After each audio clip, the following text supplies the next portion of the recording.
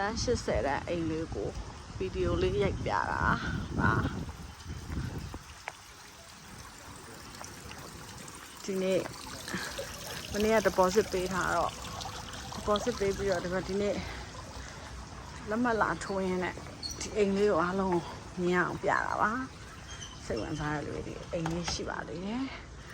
ဒါဝင်ချင်းဒါကအဲကန်လေးတစ်ခုပေါ့နော်ပြီးသွားလို့ရှိရင်အဲကန် dining ပေါ့ပြီးလို့ရှိရင်တို့ကဟိုမှာ dry kitchen counter လေးပေးထားတယ်ဒီဘက်မှာအခန်းတစ်ခုအခန်းတစ်ခုနော်ဒါလူကြီးတွေအတွက်အောက်မှာအခန်းလေးတစ်ခုရှိပါတယ်ပြီးတော့ရင်အဲကန်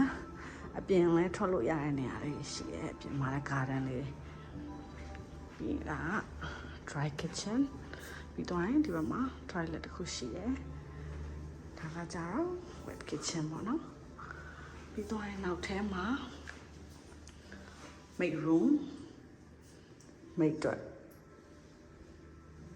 ဒီချိုးခန့်အိမ်တာပေါ့နော်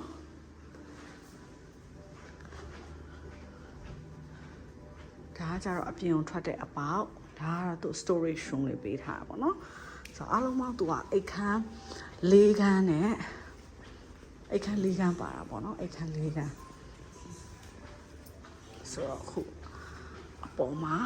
ညာဘက်မှာ master bedroom တစ်ချက်ပြပါမယ်ဒါကတော့ master bedroom ပေါ့နော်တော်ကျယ်တယ်ဒါကြတော့သူ walking dressing table တို့ဒါကဒီချိုးကန်အိမ်သား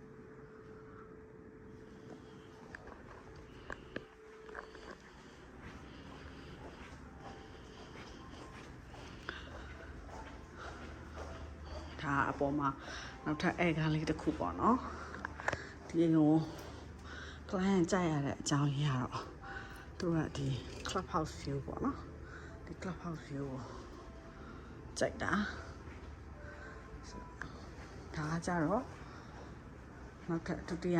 အကြီးဆုံးအခန်းပေါ့နော်သူအားလုံးအခန်းတွေကတော့ attach တွေနဲ့ပါဆိုတော့ဒီအိမ်လေးကကြတော့show unit ကလေးကိုဝယ်သွားတာပေါ့နော်ဆိုတော့ဟို luggage ဆွဲပြီးတော့လာရုံပဲ